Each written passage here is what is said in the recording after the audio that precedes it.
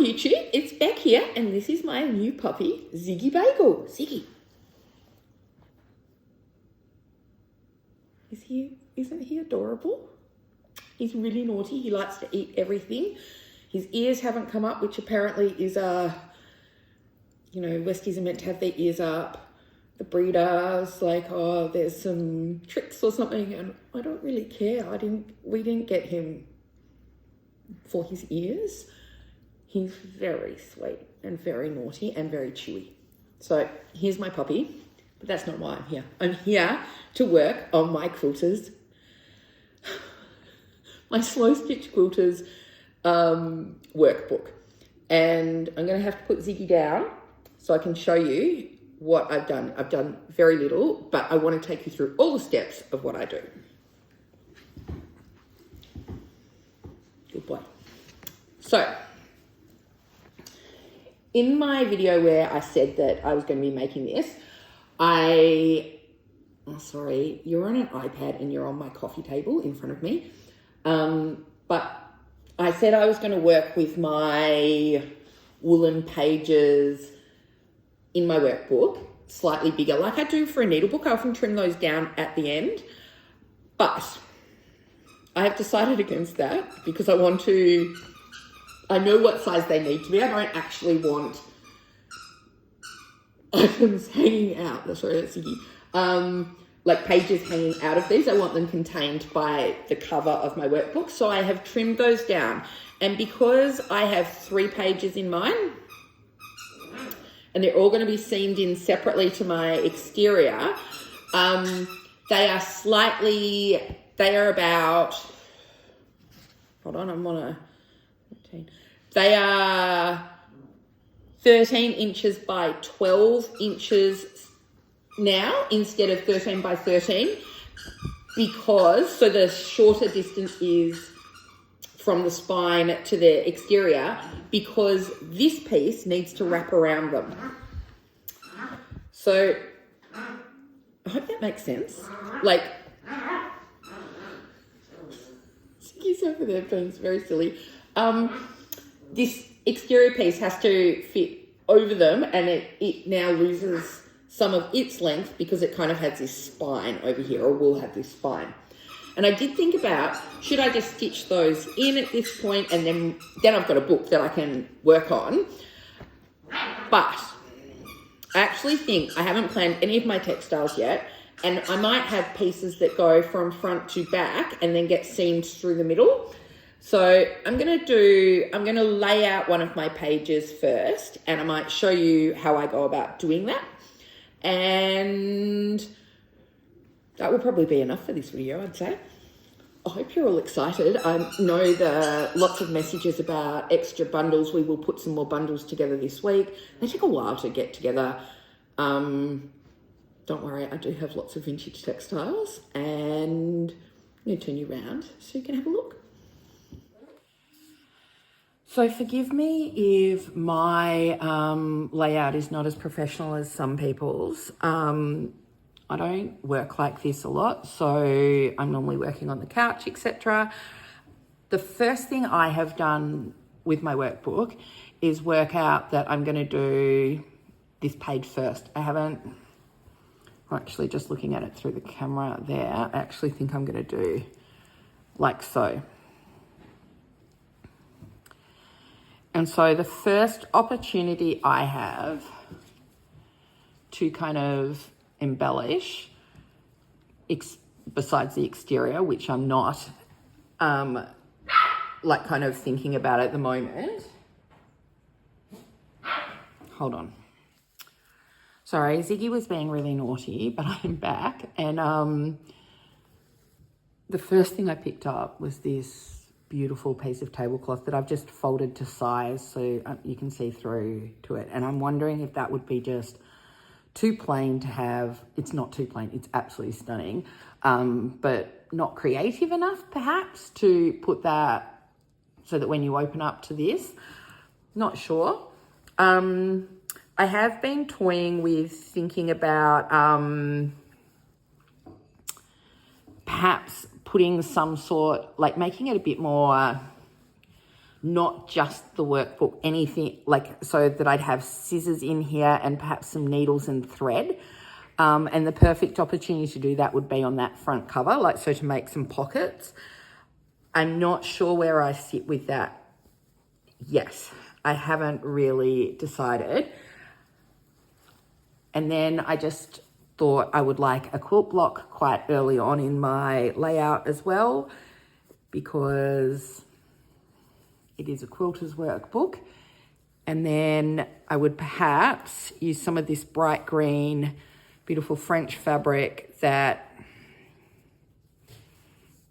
I don't like to cut down my pieces until I know what I'm using them for. So I tend to kind of try and fold them around until I know really what I'm doing. Maybe then I'll need one more thing, because that's 4 things and I tend to like. Oh, Ziggy, what did you do? Hey, no.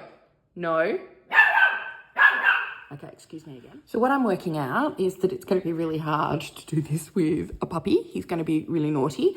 So I tend to work with odd numbers. I really quite like how that's looking. I will stitch into these things, and I think that looks really beautiful, really. I probably put some binding and bind it on so that the binding goes from the front to that wool page for that part.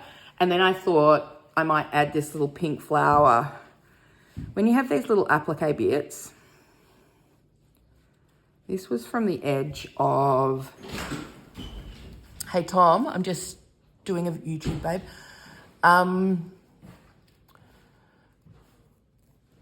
You can just cut around them, and because they're edged with that stitching, they won't fray, which is great. So just excuse my 16-year-old is getting himself some water. Do you want to take Ziggy with you? Thanks.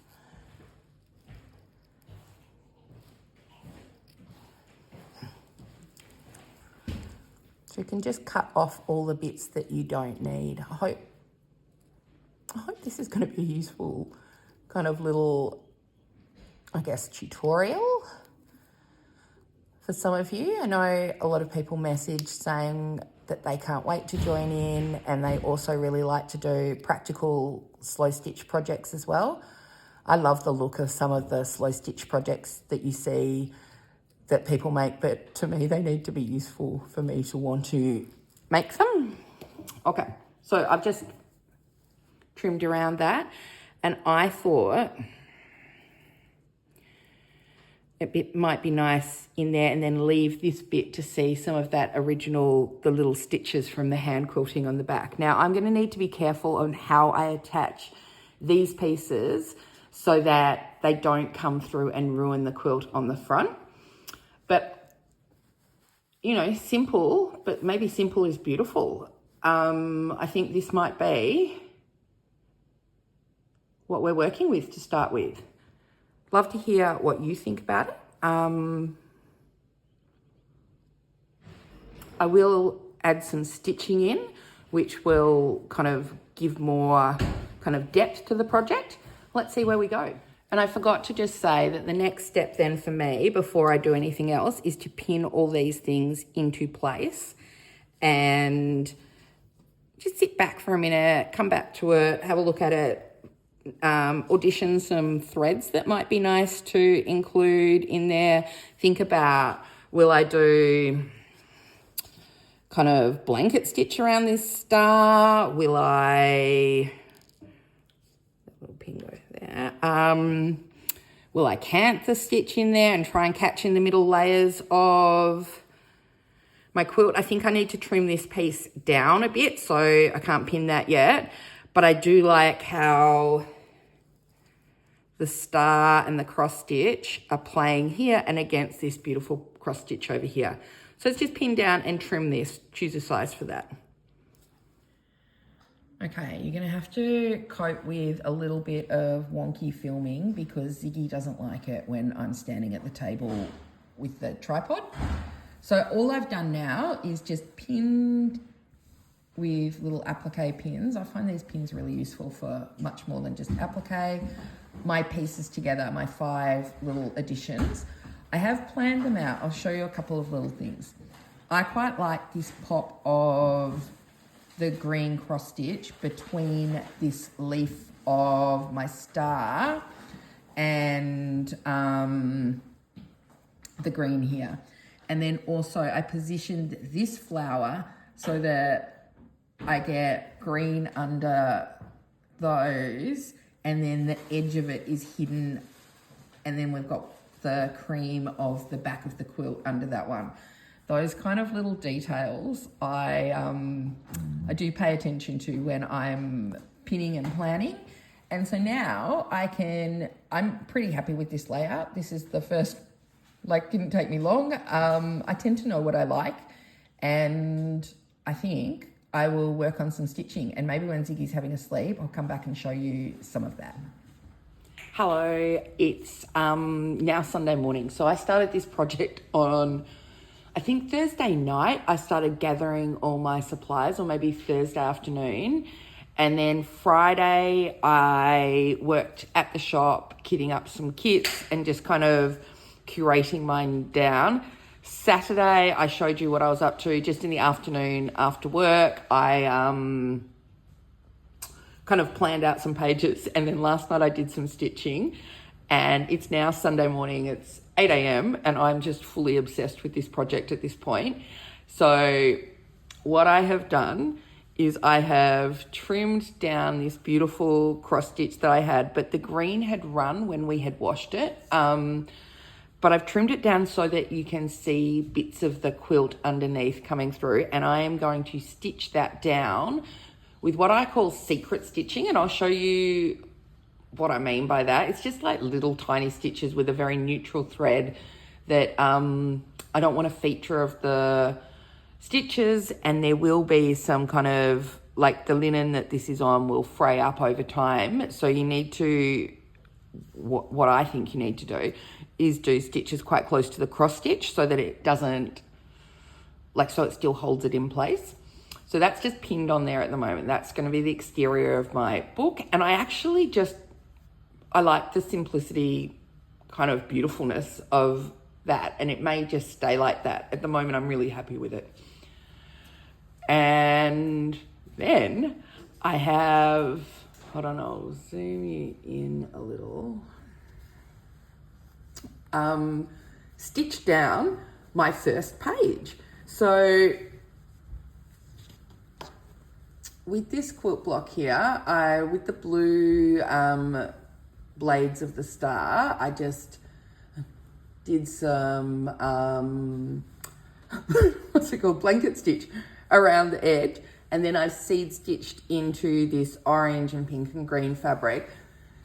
I thought if I'd seed stitched the blue ones, it would have been too dominant, but I do like a bit of seed stitch. So, there's that quilt block. And then I've just done it's pretty much an applique stitch with a very fine cotton. I'll show you the thread and the cotton and the needle, the thread and the needles that I like to use.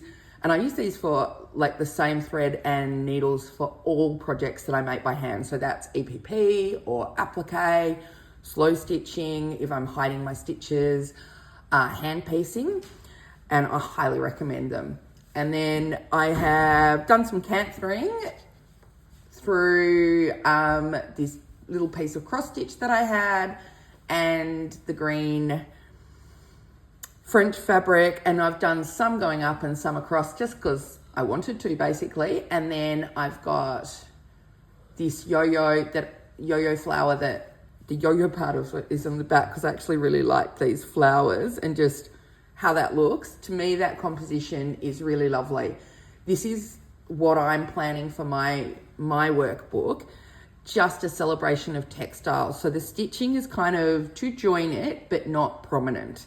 It's not like an embroidery or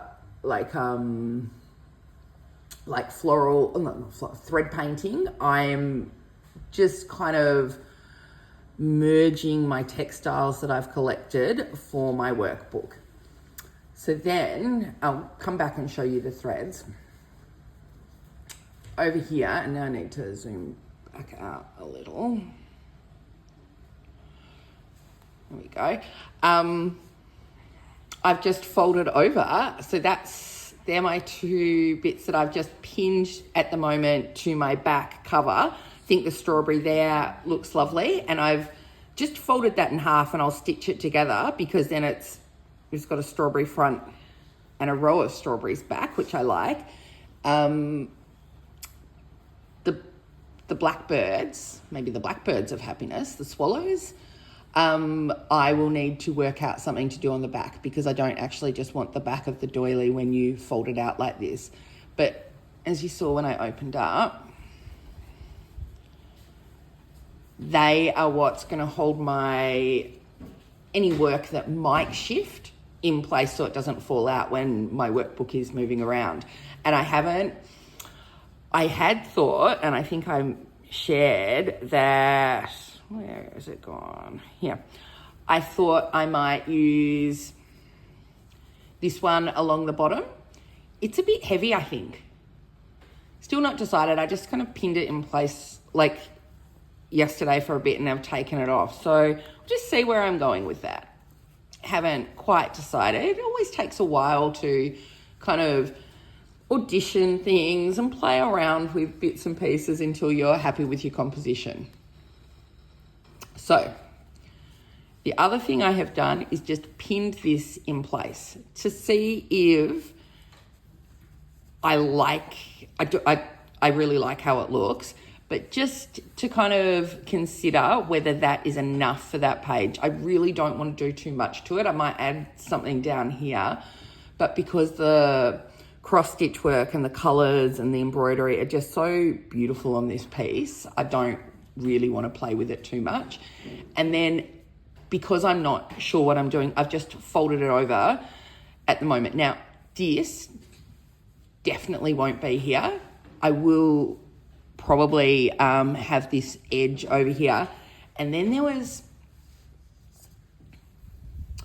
this bit that came over, and I was considering would I want that to be a pocket. So I would need to add something along here to give that some strength, and that would leave quite, so this would all be out of the way, quite a big expanse for laying out a block on that page, which is the intention of the book. So I don't want to do so much kind of textile adding and collaging that the book doesn't function, because I love a functional project. Anyway, so that's where we're at. And then haven't considered and haven't trimmed off. I probably wouldn't pull this all the way over the back of that page at all yet, but I have thought about this blue page. And there's the quilt block that has this kind of puppy feature in here. And I shared in my first video this lovely piece of work. And I was thinking that maybe I would just pull this across like so. So I would trim it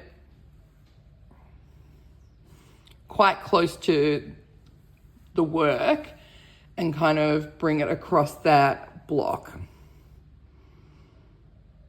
Not sure. So that's why it's just sitting there at the moment for me to consider. And that's where I'm up to. That's all I've done. I actually think that's quite a lot for one evening of stitching. And I just remembered and forgot to mention to you, all of the work that I've done here, I've caught in it's a very thin piece of quilt, but I haven't gone through to the front. I didn't want my stitches from, say, my cantha to come through to the front. So when I was working, I was holding it with my hand, and kind of the opposite to when you're quilting a quilt and you're trying to make sure that your needle goes from front to back and then back through to front. I'm making sure that I'm not hitting my fingers there and not, so that the stitches don't come through, because I didn't want these cantha stitches, which look lovely here, to be on the front here. So I'm just going to go out and get needle and thread, and I'll show you what I mean by secret stitching. Excuse me. So these are my absolute go-tos for stitching anything by hand, really. Karen K Buckley scissors, I have small ones, these are the medium ones and large ones. A good snip will change your life. I wish I'd known that earlier on. Bohin, they're now called basting pleating needles. They used to be called straw milliners. They're the same product. I've checked with the supplier. They are a long, thin needle. They've got a very small eye, so some people have trouble threading those. I personally don't. And then this Metla thread. Now, I do use a couple of colours occasionally, but this colour, which is Dew, D-E-W, and it's 1531 is the colour number, is my absolute favourite. It hides really well. It's a strong thread, and it doesn't break when I pull it tight, because I am pulling it tight. It doesn't fray. It just is a good thread. Now I'm just going to thread my needle, hopefully really easily. Not.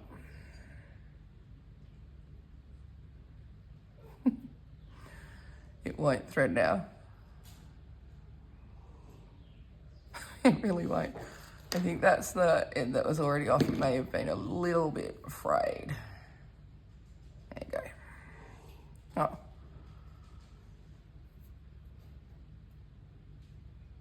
Crazy.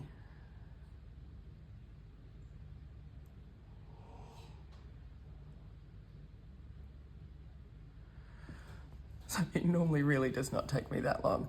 And I always just do a quilter's knot, which you bring your thread, so you hold your needle in your dominant hand, bring your thread across the top and hold it between your fingers, and you wind away from yourself. I do about 5 times, and then you tilt your fingers forward and pull the thread down, and it ties a knot to the end of your thread. So, because I want my stitches to hold this down and not be frayed off in the end, I am going to want to, and I'm just going to take my book apart at this stage. Just come up from the back so my thread is tucked under, and all I do is tiny, tiny little stitches on the surface. I hope I'm still on camera. And all the travel is in this, like within the work. And I am just going to do a lot of little stitches all over this cross stitch. You will not see those at all. So obviously where the threads are, like where I'm working right now, you can't see them, but I'm just doing some in here as well, which is just the linen that this cross stitch was done on. It's just, the pin has just come out. Oops.